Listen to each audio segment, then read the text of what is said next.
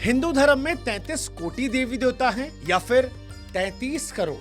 हिंदू धर्म के बारे में सबसे ज्यादा दोहराई जाने वाली बातों में से एक है कि हिंदुओं के तो 33 करोड़ देवी देवता होते हैं। ये वाक्य इतनी बार बोला गया, लिखा गया, सुना गया कि अब ये एक सवाल नहीं है बल्कि एक तरह से मान्यता बन चुका है। लेकिन क्या किसी ने कभी ठहर कर ये पूछा कि अगर सच में 33 करोड़ देवी देवता हैं तो फिर उनके नाम कहां पर हैं? उनका कोई शास्त्रीय हिसाब, कोई सूची, कोई प्रमाण मिलता है? वेद, उपनिषद या फिर किसी प्राचीन ग्रंथ में वाकई कोई ऐसा साफ साफ जिक्र है? कोई इसे हिंदू धर्म की विशालता, सबको अपनाने वाली सोच का प्रमाण मानता है? तो कई बार लोग इसी के आधार पर हिंदू धर्म को अंधविश्वासी और अव्यवस्थित भी कह देते हैं। आपने भी देखा होगा, कई लोग मजाक उड़ाते हैं कि इतने अगर भगवान होंगे तो इंसान किस किस की पूजा करेगा। लेकिन सच्चाई ना तो मजाक है और ना ही भावनाओं में। सच्चाई हमेशा की तरह ग्रंथों में है और आज हम उन्हीं के सहारे समझने की कोशिश करेंगे। देखिए, अगर किसी भी धार्मिक धारणा की जड़ जाननी हो तो वहीं जाइए जहां से शुरुआत हुई थी, वेदों में। सोशल मीडिया पोस्ट पे नहीं, सुनी सुनाई बातों में नहीं। और आज हम वेदों के जरिए ही समझेंगे क्या हिंदू धर्म में 33 कोटि देवी देवता हैं या फिर 33 करोड़ हैं। अगर 33 करोड़ या 33 कोटि, इनमें से ब्रह्मा, विष्णु, महेश कहां आते हैं? इन्हीं में आते हैं या वो इनसे बड़े हैं? क्यों ऐसा है कि हिंदू धर्म में इतने सारे नाम, इतने सारे रूप और इतने सारे देवी देवता हैं? आज इन सारे प्रश्नों का हम आपको सरल भाषा में जवाब देंगे। लेकिन हमारी आपसे गुजारिश है कि अगर अब तक आप भक्ति बुक से नहीं जुड़े, सब्सक्राइब नहीं किया आपने, तो जरूर कीजिए ताकि हमारी हिम्मत, हौसला अफजाई हो और हम आप तक ऐसे और अनगिनत जानकारियां जो हैं वो पहुंचा सकें। उम्मीद है कि आप हमारा साथ देंगे।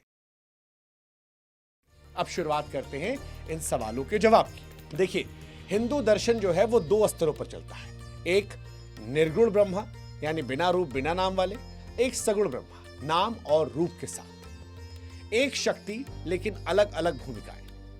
ये ठीक वही है जो गीता कहती है कि जिस भक्त को जिस रूप में आस्था होती है उसी रूप में भगवान स्वीकार करते हैं। तो जब आप वेदों की तरफ जाते हैं तो पहली नजर में एक बात साफ हो जाती है कि कहीं भी वेदों में 33 करोड़ देवी देवता जैसी कोई बात सीधे तौर पर नहीं लिखी गई है। ऋग्वेद में एक वाक्य आता है, त्रयस त्रिंशता देवा। इसका अर्थ बहुत सीधा है, 3 और 30 यानी कुल 33 देवता। ना कि करोड़ लिखा है, न लाख, ना संख्या। वेद स्पष्ट रूप से देवताओं की संख्या 33 बताते हैं। अब इसके बाद सवाल उठता है कि वेद अगर 33 देवताओं की बात करते हैं तो फिर 33 कोटि कहां से आया और उसे 33 करोड़ कैसे समझ लिया गया? यहीं से असली गड़बड़ी शुरू होती है। दरअसल संस्कृत में एक शब्द है कोटि। आज के हिंदी में हम कोटि को सीधे सीधे करोड़ मान लेते हैं, लेकिन वैदिक और शास्त्रीय संस्कृत में कोटि का अर्थ सिर्फ संख्या नहीं होता। संस्कृत निरुक्त और वैदिक व्याख्याओं के अनुसार कोटि का अर्थ होता है प्रकार, श्रेणी, वर्ग या भेद। यानी जब शास्त्रों में कहा गया 33 कोटि देवता तो उसका अर्थ था 33 प्रकार के देवता, ना कि 33 करोड़ देवता। और यहां पर ये शब्दों का खेल नहीं है बल्कि भाषा की सीधी सच्चाई है। लेकिन जैसे जैसे संस्कृत की हमारी समझ कमजोर होती गई, शब्दों को हमने आधुनिक अर्थों में ढाल दिया और कोटि को करोड़ मान लिया गया। बाद में इस गलतफहमी को और हवा मिली जब पश्चिमी लेखों ने हिंदू धर्म को मिलियंस ऑफ गॉड कहकर या तो रहस्यमय बना दिया या फिर उसका मजाक उड़ाया। लेकिन दुर्भाग्य रहा कि विदेशी लोग हमें जानते नहीं थे, लेकिन हमारे अपनों ने भी हमें इतनी जानकारियां नहीं दी कि हम समय रहते इस भ्रम को ठीक कर पाते। और आज भी 10 में से 8 से 9 लोग आपको 33 करोड़ 33 कोटि के बीच में फंसे हुए नजर आए। अब अगर बात की जाए 33 देवताओं की, तो यह समझना बहुत जरूरी है कि वेद इन देवताओं को इंसानी रूप में सिंहासन पर बैठे भगवानों की तरह नहीं देखते। वेदों में देवता दरअसल प्रकृति, जीवन और ब्रह्मांड को चलाने वाली शक्ति के प्रतीक है। यही वजह है कि इन 33 देवताओं को 4 स्पष्ट वर्गों में बांटा गया। पहला वर्ग है 12 आदित्य।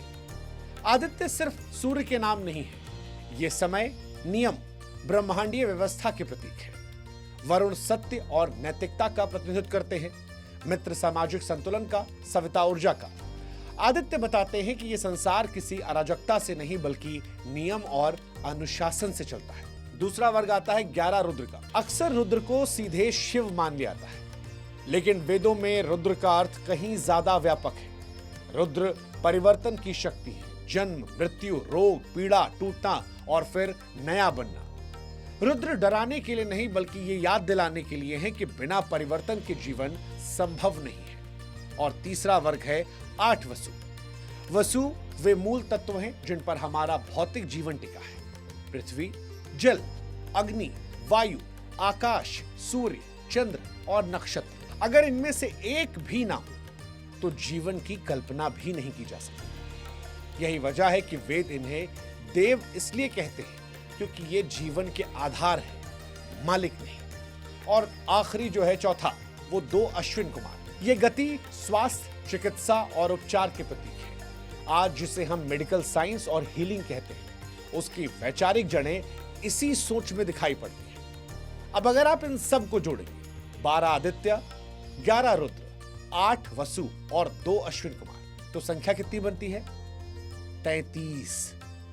यही हैं वेदों के 33 देवता, न ज्यादा न कम। अब एक सवाल जो आपके मन में उठ सकता है या आम लोगों के मन में अक्सर आता है कि अगर देवता 33 कोटि के हैं तो फिर ब्रह्मा जी, विष्णु जी और भगवान शिव, जिन्हें महेश कहते हैं, वो कहां आते हैं? क्या वो इनसे अलग हैं या फिर 33 के अलावा भी और कोई भगवान है? तो इसका जवाब भी बड़ा सीधा है, नहीं, ये अलग नहीं है। ब्रह्मा, विष्णु, महेश कोई अतिरिक्त भगवान नहीं है।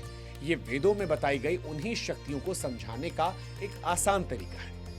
वेद ये बताते हैं कि ब्रह्मांड 3 बड़े कामों से चलता है: सृष्टि का निर्माण, सृष्टि का संचालन और सृष्टि का परिवर्तन। इन तीनों कामों को समझाने के लिए बाद में परंपराओं ने 3 नाम दिए: ब्रह्मा, विष्णु और महेश।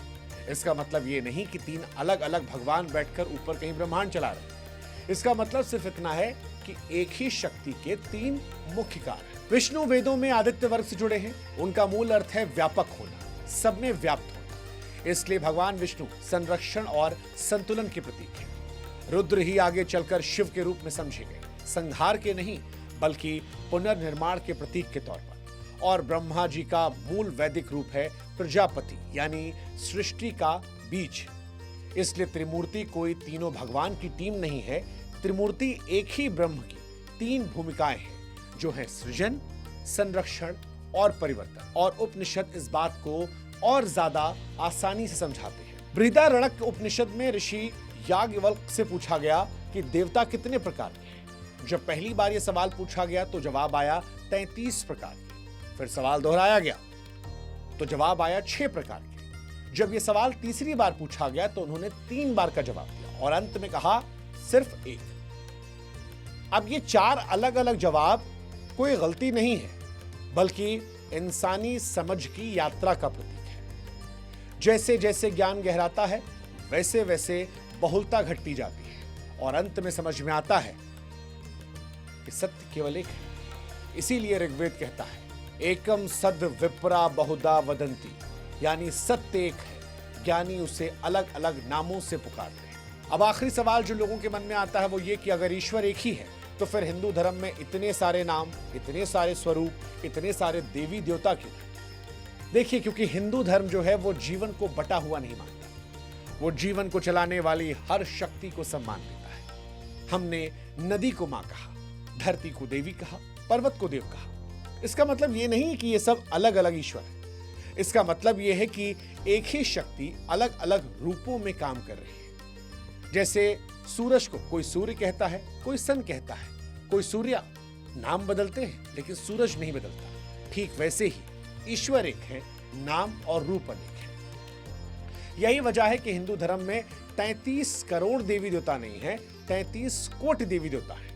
और कोटि प्रकार को कहते हैं। देखिए, अगर संख्या में आप उलझे तो आप हमेशा भ्रम में रहेंगे। समझने की कोशिश करेंगे तो आपको यह साफ दिखाई पड़ेगा कि हिंदू धर्म ना तो बहुदेववादी है, ना अव्यवस्थित है। यह जीवन और ब्रह्मांड को समझने का एक गहरा, संतुलित और तर्कपूर्ण दर्शन है। और यही फर्क होता है मान लेने में और समझ लेने में। हमारी कोशिश थी कि सरल भाषा में, आसान शब्दों में जितना हमने समझा वो हम आपको समझाते हैं। उम्मीद है कि आप भी समझे। अगर समझे हैं, इस वीडियो को पसंद किया है तो इसे बाकी लोगों से भी साझा कीजिएगा। बताइएगा उन्हें क्या अंतर है 33 कोटि देवी देवता और 33 करोड़ में। ब्रह्मा विष्णु महेश क्या इन्हीं में है या बाहर है? इतने सारे देव देवता क्यों हैं? और अगर कोई और किस्सा कहानी सुनना होगा तो कमेंट सेक्शन में जरूर लिखिएगा। लेकिन जाते जाते फिर वही गुजारिश कि भक्ति बुक को अगर अब तक सब्सक्राइब नहीं किया है तो जरूर कीजिएगा। जय ब्रह्मा विष्णु महेश।